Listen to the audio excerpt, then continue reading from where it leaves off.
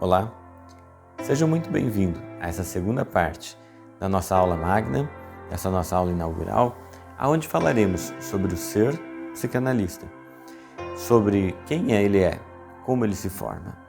Então, meu nome é Pedro Noel Merizo, sou psicanalista, analista de data e professor na formação em psicanálise pela Sociedade Psicanalítica do Paraná.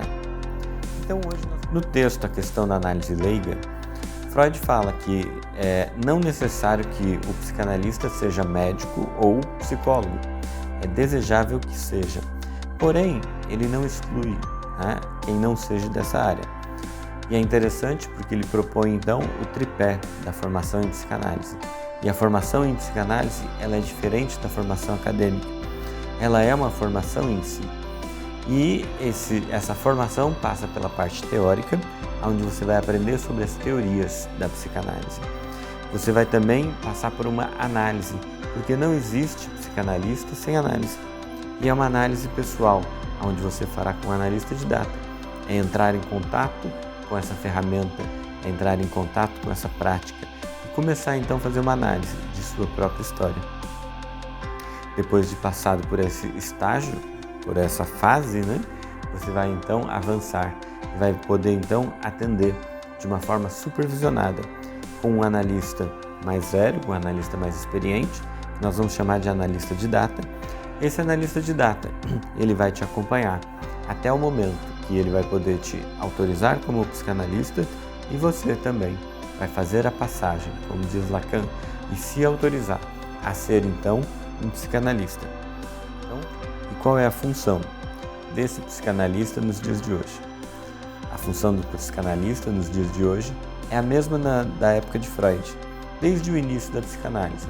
É ouvir esse conteúdo inconsciente, como o próprio Freud diz, esse amor à verdade.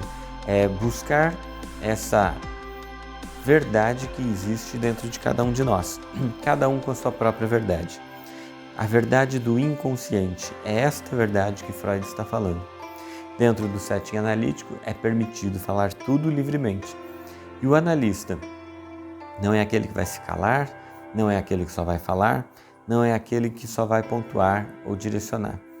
O analista é aquele que se coloca numa situação de escuta, muitas vezes de uma atenção flutuante, para se cegar artificialmente, para que consiga ver, interpretar, emprestar o seu inconsciente, para que então entenda-se o inconsciente do outro. E esse analisando vai ser implicado na sua própria história. Ele vai começar a se ouvir, a fazer parte da sua própria história. É ver o que sempre estava lá, mas nunca antes visto. Então, dessa forma, pontuando e mostrando, o analista funciona como um espelho opaco. Ele mostra para o seu próprio analisando aonde está ele na sua história, como ele se enxerga, como ele escuta aquilo que ele acabou de dizer. Por isso é tão importante falar livremente, o deixar com que flua, com que tenha essa transferência entre o analisando e o seu analista, e a contratransferência do seu analista para o seu analisando. Esse vínculo terapêutico que se cria é muito importante para que haja então essa fluidez nesse falar de sintomas. Muitas vezes quem vai te procurar na clínica são pessoas que estão acometidas de neuroses. Então, a neurose é o quê? É uma forma exagerada então de mostrar, de falar que algo não vai bem. Como já mencionamos, a doença psicossomática que nasce no psiquismo, que vem de, como o próprio Freud disse, de reminiscências da infância. São traços de memórias infantis que na fase adulta agora reagem de uma forma exagerada. Então é comum que no seu consultório apareçam várias pessoas com laudos, com sugestões de transtornos, de doenças. Mas o que a gente vai escutar é o sintoma. O que esse sintoma está dizendo sobre esse indivíduo? Qual é a fala?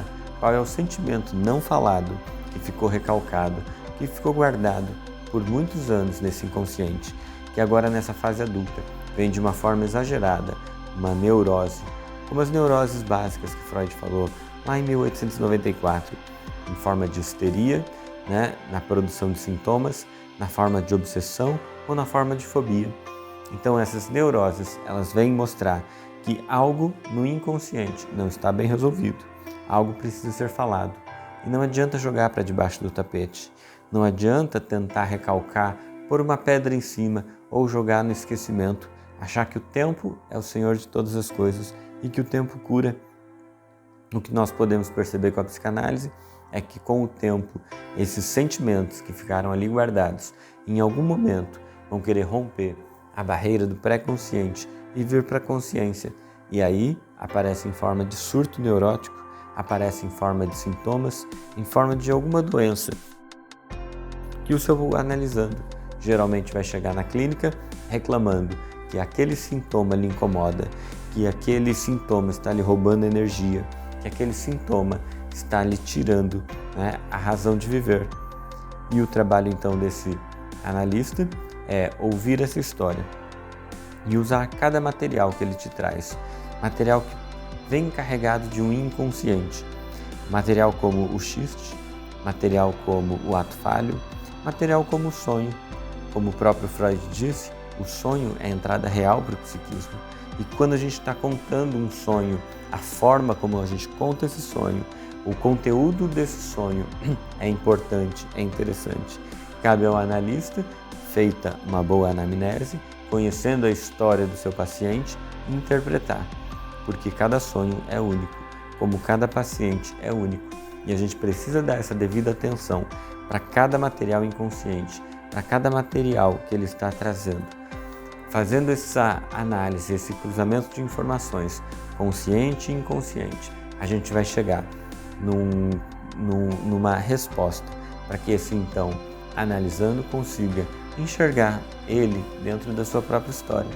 Perceber que o sonho, ele está falando sobre ele, o sonho dentro dessa mente, né, dentro desse inconsciente que é atemporal, projetado, deslocado, ele é amoral, ele é atemporal. Então, dentro desse inconsciente, tudo isso pode ter sido ontem, como pode ter sido, né, deslocado para outro tipo de sensações, pessoas, medo. E cabe ao analista pegar todo esse material revelado, todo esse material manifesto, que vem do inconsciente para a consciência, em forma de atos falhos, em forma de xiste, em forma de sonho. E o sonho, como o próprio Freud disse, é uma entrada real para o psiquismo. É a elaboração de desejos latentes. São desejos que foram recalcados, reprimidos. São materiais inconscientes que se misturam com o consciente e formam uma imagem, formam uma história. Cada sonho é único, assim como cada inconsciente é único. Por isso não existe um livro de interpretação de sonhos onde traga cada significado de cada sonho, porque para cada pessoa, cada elemento vai ter um significado. Por isso é importante que esse analisando, ele traga esses conteúdos, que ele conte esse sonho e ao analista preste atenção, né? Que ele se segue, né, artificialmente para que ele possa enxergar tudo o que está sendo dito. Ele vai emprestar o inconsciente dele para interpretar o inconsciente do seu analisando e conseguir então fazer pontuações, né, interpretações e colocar, situar então o próprio analisando agora na sua história, aonde ele vai entender, reconhecer e ter o insight. E o que é o insight? É o esquecer? É o deixar para lá? É o jogar para baixo do tapete? Pelo contrário, o insight é quando agora esse adulto vai olhar para esse olhar infantil, traço de memória infantil, que interpretou daquela forma, que sentiu daquela forma. E agora esse adulto vai ajudar essa criança a ressignificar essa emoção. Ele vai ajudar essa criança, então, a lidar com aquele conteúdo. E é interessante, porque dentro desse setting analítico, né, esse adulto consegue fazer essa conexão, porque o inconsciente, ele é atemporal, ele é amoral, ele é deslocado, ele é projetado.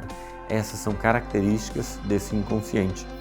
E quando esse analisando consegue se ajudar na sua própria história, né, ele consegue ressignificar, mudar o sentido, mudar como ele pensava. Então não é esquecer, não é simplesmente abandonar ou deixar para trás. É um olhar diferente, é um sentir diferente, é agora entender o que aquela criança viu. E agora com esse olhar adulto, nessa investigação inconsciente, trazer a consciência e agora, a partir daí, lidar diferente com as situações. E aí, o que nós podemos perceber é essa neurose, essa fala, né, muito forte, essa forma de sentir exagerada, como ela começa então a modificar. E então esse analisando transforma essa forma de pensar, transforma então essa forma de sentir. E então o sintoma vai embora. Mas por que o sintoma vai embora? Foi tratado somente o sintoma ou fomos na causa? E a ideia da psicanálise é essa regressão à causa, é poder voltar no objeto, é poder voltar no trauma, na fixação, aonde que nós tivemos, né, aquela interpretação, olhar com um novo sentido e agora resolvido na causa.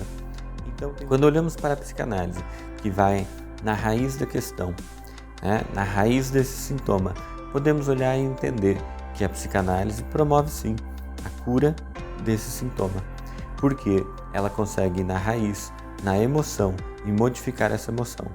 Então, mais do que um tratamento, mais do que aliviar um sintoma, a psicanálise ela vai até a origem, né, desse sintoma. Então, é olhar para esse ser humano e entender que o corpo só está falando. O corpo é uma forma de interpretar. O corpo, então, passa a ser uma fala. Esse corpo agora, né, que tem uma função de contar-nos algo, é a função de dizer que algo no psíquico não vai bem. Então nós temos que olhar para esse ser humano, entender de onde vem essa doença, de onde vem esse sintoma, e então fazer o caminho inverso, chegar na causa, no evento causador inicial, no trauma primário, e poder então ali ajudar o nosso analisando a ressignificar, a dar um novo sentido, e a partir dali ele ficar livre desse sintoma. Essa é a psicanálise, que nos dias de hoje continua, né, eficaz e eficiente, como nos tempos de Freud. Com o passar do tempo, com mais ferramentas, né, com o avanço das ciências, como a neurociência, a biologia, a fisiologia, né, os exames que podem ser feitos, tá? Como isso vem comprovar que as teorias freudianas estavam certas e estão assim, cada dia mais. Com o avanço das ciências, podemos comprovar que essa teoria psicanalítica continua atual nos dias de hoje. Podemos perceber que nos últimos 150 anos, né, esse ser humano sofreu tantas modificações, passou por tantas situações, mas basicamente continua o mesmo. E é um ser desejante, é um ser que reprime, é um ser que recalca, é um ser que tem dificuldade na fala e faz sintomas. E é um ser que precisa de ser analisado, interpretado, e que ele possa, então, agora se implicar no seu sintoma e, com isso, ele mesmo decidir a qual caminho tomar, se o da cura ou se o permanecer na sua própria doença. Mas ele tem essa escolha e ele tem esse direito. A diferença nos dias de hoje é que estamos tão acostumados com termos freudianos que fazem parte do nosso dia a dia, que falamos sem nem perceber. Quando falamos do inconsciente, quando falamos que Freud explica, quando falamos conceitos de histeria, de neurose, quando falamos sobre conceitos de regressão, né, nós estamos falando de teoria psicanalítica, né, que já ficou tão popularizado, tão intrínseco no nosso inconsciente, que hoje fica muito mais fácil um analista, né, poder falar sobre esses assuntos no seu consultório. Os nossos pacientes hoje em dia, eles já vêm muito mais instruídos em psicanálise do que na época de Freud, que era algo novo, que era algo que ele estava iniciando.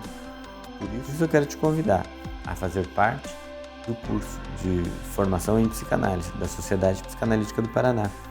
Você vai aprender técnicas dessa prática que é fantástica, mais atual do que nunca.